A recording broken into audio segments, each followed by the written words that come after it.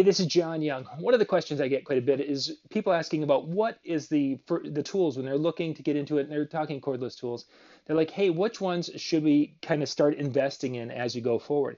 And there's a lot of different manufacturers and there's a lot of different levels within each manufacturer. So we're going to go through and talk a little bit about drills specifically to give you an idea of which one would be the right tool for you. Now what I have here is I have got a couple of RYOBIs and I have a Craftsman here.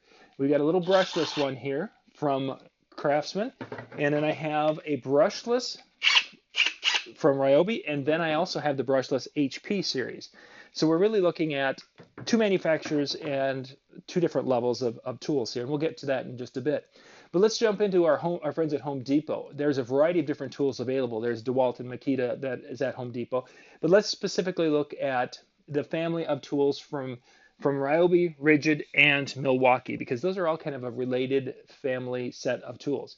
In the RYOBI world, they start out and they've got drills. This one's a brushless, but they have brushed tools that are the more inexpensive ones. Those are going to be the tools that you can buy in a kit most often. That little kit for most homeowners is going to get them up and running, and they're going to be able to use those for a number of years. If they're going to do something like a deck project, that's too big for those tools, I would say.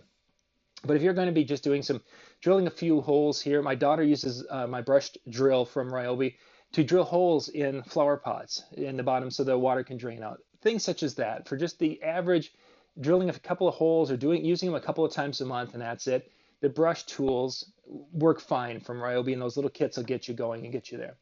Then you step up into the brushless tools from RYOBI. The brushless tools are going to last a little bit longer. They're going to give you more runtime, and they're going to be able to do a better job for a longer period of time. A little more expensive, but you have, instead of having to replace drills because you've taken a brushed, a cheaper and expensive drill out and you've tried to use it to install a deck, this is going to last longer for doing a project like that. A version of this drill, it wasn't actually this one because we have a compact brushless one. We use that to do a roofing job where we had to screw down shakes, and it worked wonderfully for that. This particular one also has the ability for a hammer drill on that. You can drill, you can drive, and you can do the hammer drill with that, which is common with many drills. They will have the option around the top to do that. In the RYOBI line, we've gone from brushed tools to brushless tools, and then they have got their brushless HP version, which are going to be using technology where it communicates a little bit more with the battery and uses the battery as more HP batteries hit the market.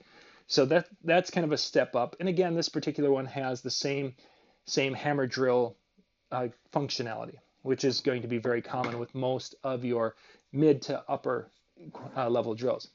So then we jump from RYOBI, we're going to jump into Ridgid. Ridgid has two different versions of most of their tools right now. Some tools are only available in the brushed version, we'll call it. But we've got the Ridgid brushed tools, which are kind of their answer to the starter tools. You want to get into Ridgid, you're getting a little bit better quality, and it's more for that person who's just going to get started. You might be, instead of using it 2 or 3 times a month, you may be 4 or 5 times a month.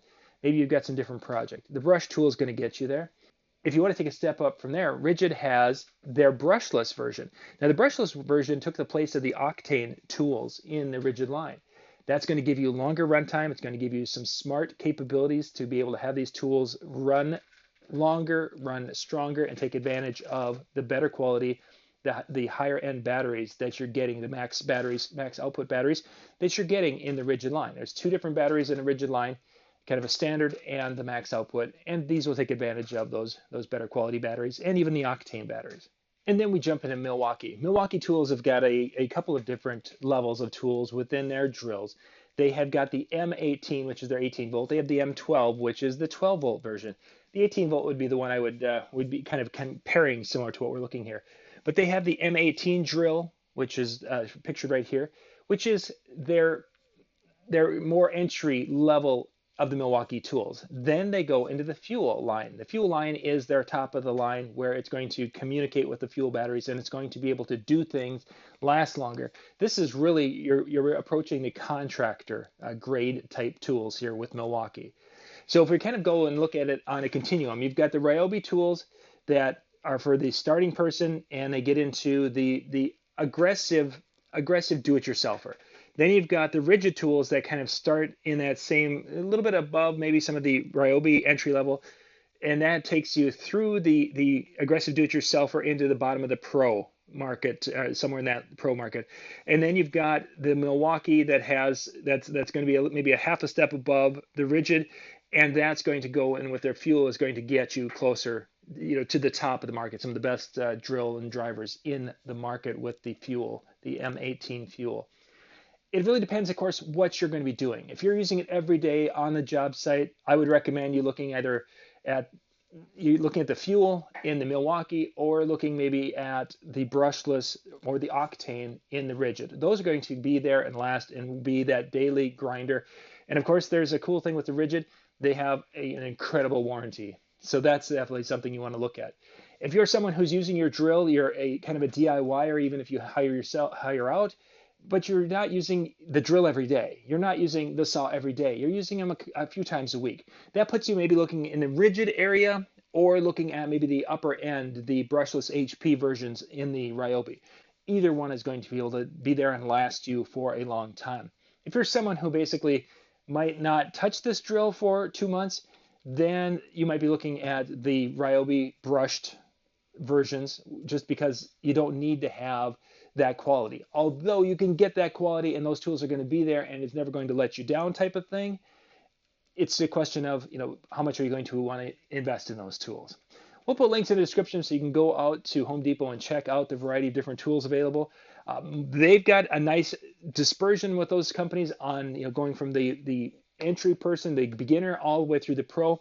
Other companies like Craftsman have a variety of tools available. They've got a couple in their lines, but not quite as many and as many options as you would find between RYOBI, Ridgid, and Milwaukee.